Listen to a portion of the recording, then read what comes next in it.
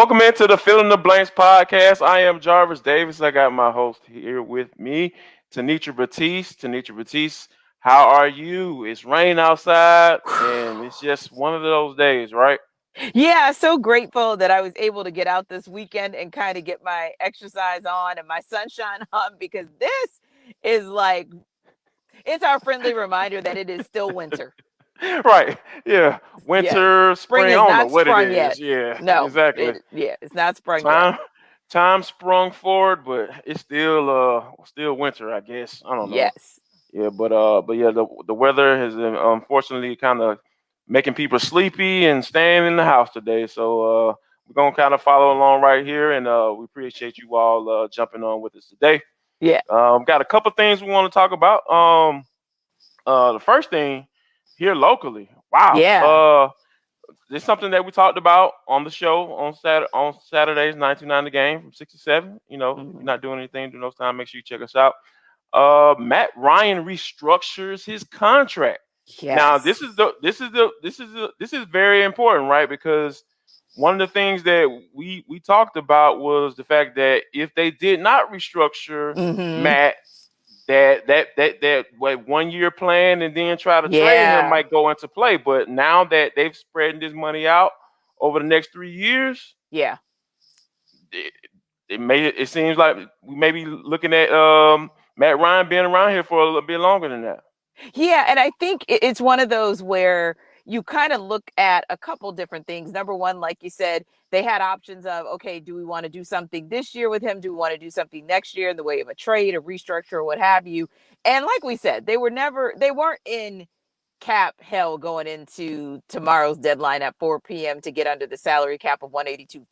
They were more like cap purgatory. That's why you're able to still give Matt Ryan a base of 2 mil and able to essentially spread that 23, 24 mil across the next 3 years. It's still going to be guaranteed money for him, obviously, but that's why you're able to really do that. And what that does for them as well is, as we said, it gets them under the salary cap at 182.5, but also puts them in position to at least, I don't know if because of where they are with the salary cap, if they're going to necessarily get a lot of top tier free agents. But I do think that it definitely positions them to maybe be able to do a little bit better than they did last year. Of course, Jarvis, we know they signed a bunch of one and dones. Essentially, you look at, Dante Fowler, I believe Darquez Denard, Right. Todd Gurley, etc. And it was, hey, they all needed prove it years.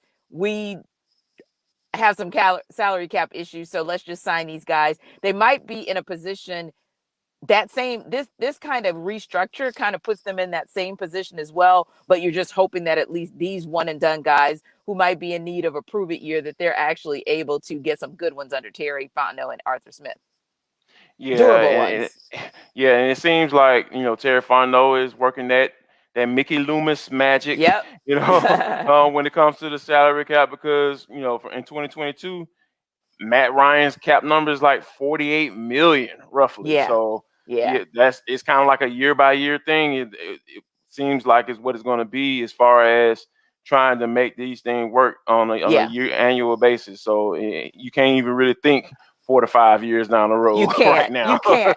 And Jarvis, you called something out a couple days ago on the show. You said that, hey, if you look at some of these kind of mildly shrewd moves that Fontenot's making, then that also tells you don't be so sure that the Falcons are just relegating themselves to this being a rebuild year.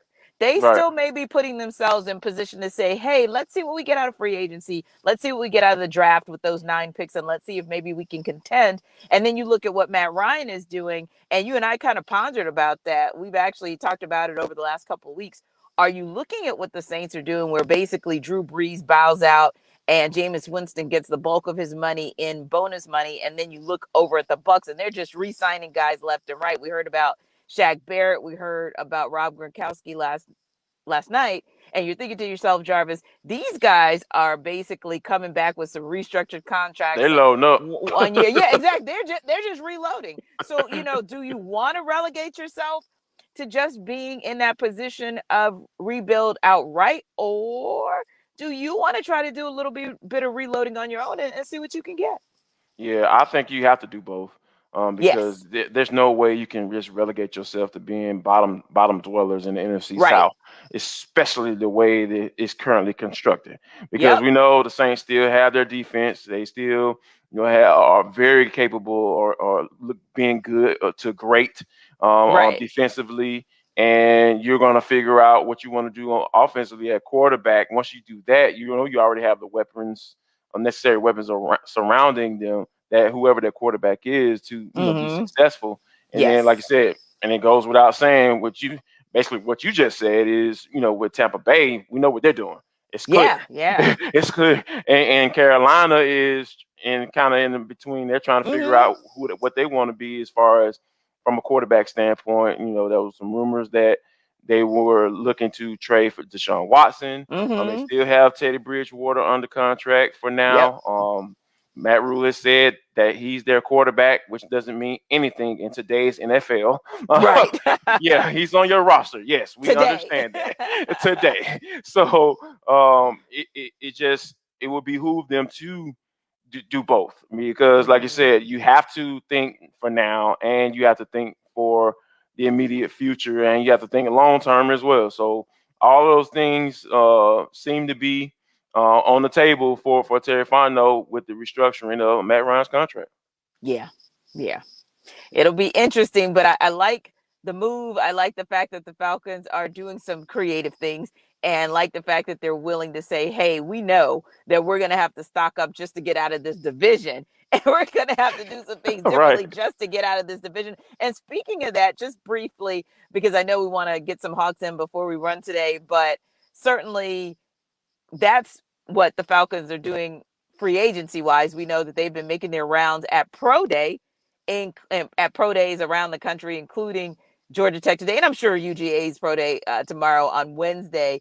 But Jarvis, you were there. You saw Arthur Smith. You saw a number of the Georgia Tech players getting prepped for pro day. Obviously, Presley Harvin probably impressed.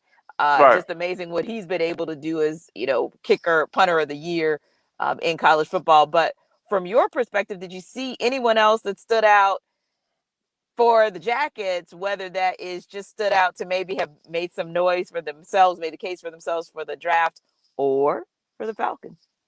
You know what? And speaking of the Falcons, Arthur Smith was there. He was there today, and I just thought that Jalen Camp, wide receiver, he's about 6'2", 215. Obviously Uh-huh. has really good size. Yes. He was wowing folks out there today. Actually, his first 40, all you heard from, there was some people that weren't necessarily media and working for NFL teams that were there just watching, and all you heard was "woo." Because like I had my own little Little I stopwatch had going on. what's going on, and I had them at about a 4.4 Mm-hmm. ish. So if that we'll see what the official times will be once they come out. But if, like you said, I was speaking to some people at Georgia Tech, who work for Georgia Tech in the athletic department. He's saying that's legit. He just makes Yeah. money, and I was just like, yes, sir. Yes. He definitely. If he wasn't on anyone's radar before, he's definitely going to be on the radar now. So yeah, I think, and also Presley Harvin, I think he got off to a little bit of a rough start Mm-hmm. in the beginning, because nerves are Nerves. Yeah. sometimes will rule out. That Yeah. happens. It happens, and it's totally understandable, because you got to think about what's on the line. It can Right. be the difference between, I'm getting a Yeah. $10,000 bonus Right. to I'm getting a guarantee, 2-year contract, or I'm getting a Sure. 4-year contract, Right. with a $60,000 bonus. It's just Mm-hmm. the differences can be so great Yes. when you're Yes. talking about, performing well in these moments, because, like I said, the Mm-hmm. pressure is definitely on. But I think Presley Harvin, and he definitely continued what he did. He showed on the field once he settled down, and then Jalen Camp, I think he definitely got jumped on a couple people's radar today. Yeah, yeah, yeah. Wow, that's awesome. That's awesome. Good stuff, especially when you think about the fact that, man, nasty day and they were still able to get it done. So I can Yeah, appreciate that. they were able to get it done. The Atlanta Hawks were able to get it done against the Whoa. Cavaliers. Whoa.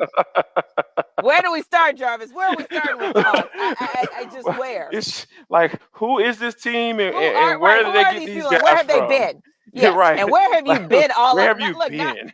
not all our lives, but all our season. At Yeah, least all all our our season, right? season. Like, who are But we these know, dudes? Like, right, oh, but we know the reality down is about 12 right. in the fourth quarter. Ah, no Yeah. problem. No problem. We're good. Yeah, we'll work it Yeah. out. So, Yeah. I think that where the Atlanta Hawks currently stand, they got tip off against the Houston Rockets. So they're gonna try before they get ready to go on this long West Coast trip. I Yeah. think them getting the win tonight is gonna be really big for them, because like this is gonna be a tough trip Yeah. out on the West Coast.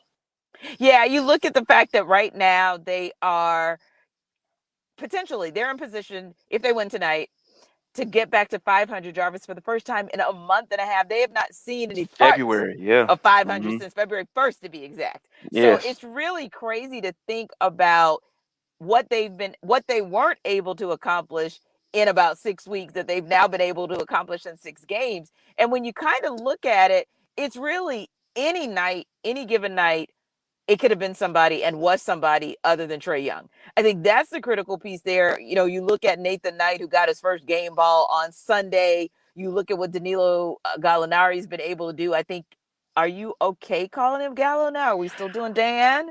I'm I, still gonna call him Dan. You can all call right, him Danilo. okay, I'll all right, allow you all to right. call him Danilo, but Okay, so I'm I'll still gonna call him call by him Dan. his government name. Yeah, Okay, so I at yeah. least get that. Thank Right. you. But I mean, Danilo is just doing the darn thing. You know, putting him at all kinds of positions. That's what you brought him in for. Obviously, to shoot the three and to give Hmm. you some versatility around, under the basket and really in your front court. So yeah, really like what he's been able to do. And Jarvis, when you think about Clint Capella going out, it normally would make you gasp like, oh my, what are they going to do on defense, right? That's it. And those guys have really been doing a bang up job of coming together and doing defense by committee, Right. as opposed to really just putting it in one person's hands. So you cannot knock the hustle of Nate McMillan. You can't. Yes. Yeah, Yes. you got guys back from injury. Good to see Bogdan Bogdanovic back, and even Rajon Rondo looking a little healthier these days. But he talks about being calm, being connected, and just staying cool. And he talks about consistency. So I guess now he's up to 4 C's. But Right. Jarvis, really, I would like to add one more C. The center of all of that is still at the core is Nate McMillan Yes, and the job and he's and done. and that's the key. And because we knew that this team was close, Yeah. Yes. because there was just so many games that they were had leads in the fourth quarter. I think it was what 0 and Yeah. 11 11. when 0 and 11 when Lloyd Pierce was the head coach in the fourth quarter. Being up in the fourth quarter, 0 and 11. Yeah. That's not this team is just horrible. They just need to trash the whole thing and just tank the rest of the season. That's making a few minor adjustments, paying attention to the Right. details. It's all about, Yes. like I said, the devil's in the details. Always, when it comes to coaching, like just one little tweak here and there from one player, or then that starts to trickle. It's a trickle down effect. Just like Yeah. the negative stuff can have a trickle down effect. The True. positive stuff can have a trickle down effect as well. And we've seen that in the fourth Yeah. quarter consistently, and that's one thing that I really believe and hope that it continues like I said, because they're going to need it when on this West Oh, Coast trip. yeah. Yeah. It's and one more brutal. thing, and one more thing before we get out of here. Now it's March 16th. Trade Yes. deadline is March 25th. Yep. We're about 9 days away. Before we get out of here, T, I gotta ask you this question: what are you doing at a trade deadline, if anything? That's a great question. I think that it depends on what happens, at least at the beginning of that West Coast road trip, right? Hmm. And I think it depends on what you continue to see out of each and every player. Now, I said this on Saturday, and I stick by it, which is the obvious person is John Collins. Like that's the Right. obvious person. I think the most recent rumors are that the Timberwolves are coming knocking, if you will. So They- would I be They're shocked if they dying traded? to get Yeah, John exactly. Collins. Like they just All right. want themselves some Okay. John Collins. Yeah, I see. Yeah. Would I be shocked if JC goes at the trade deadline? Absolutely not, because all you ever want your teams to do is get something for a player. You Right. definitely don't want them walking out of the door and you're just left holding the bag, for lack of a better term. But Mm-hmm. I will say this: when I see him fall back into his natural space, right? Whether that's him at the four or him just making sure that he's handling business under the basket, getting the Hawks doubles, then I feel at least more confident for him that he's going to stick around. However, if this team finds, especially because they're still a little shaky with a wing Mm-hmm. defender, let's be real, that's still where the Yes. questions come. If Right. they can package a deal to get themselves a wing defender, especially now that they have so many guys who are putting in help in the paint, I wouldn't be shocked to see a move by the 25th. Yeah, and I'm with you because, I know I've been pounding the table for John Collins to be traded, and because like you said, you don't want to be left holding the bag at the end of the season and let him walk for anything because, like you said, you put 90 million on the table, you turn it down, and I think that means something. I think that means something from an organization standpoint. Yeah, I think that means something to Travis Schlenk. Um, but when you think about where they are right now, they're vying for the playoffs. Cam Reddish, the reports are that he's going to be out for the next 4 to 6 weeks, as Sham Charania was reporting. So Yeah. you need wing defenders. Like I know DeAndre Hunter is on his way back, and Yeah, he's we on got some good back, news. right. Yeah, he's on his way Mm-hmm. back, but you're still gonna need more than that. You're gonna need a big that's willing to play and loves playing defense. I Yeah. don't think you can wait Yeah. on Yucca Kongu to figure it out. So I think Right. that they're with all of these teams making these phone calls. I'm sure I foresee a three-team deal coming together because I don't necessarily see Yeah. anyone of any value on the Timberwolves roster. I think if they Right. bring a Right. third team in, I think that's Yeah. where a deal may get done. I think a three-team deal is kind of where the Hawks may be headed if there is a Yeah. move made. And that probably puts them in position to be able to be a little bit more appealing to one of Right. those top Yeah. tier players to say, hey, just come through and basically help us make our push for the playoffs so that we can. I mean, they're in position right now in the eighth spot, but certainly you always want to get a better spot, if you will, right? To at least see if you can get yourself some home court advantage in the first round. So, yeah, if you could make it a deal that's not just attractive to a team, but also that might put you in position to get a top tier player at least for this final push, wouldn't be a bad thing. So yeah, I see movement. I see movement by next by the 25th. And we want to thank you all for the movement you have been giving us on Facebook, right Oh here yeah, on the Fill in the Blanks podcast. We yeah, each and every Tuesday at 4 o'clock. Sometimes maybe a little bit after 4, but hey, we yeah. we're working it out. There's a pandemic, Rain, life rainbow happens, and day.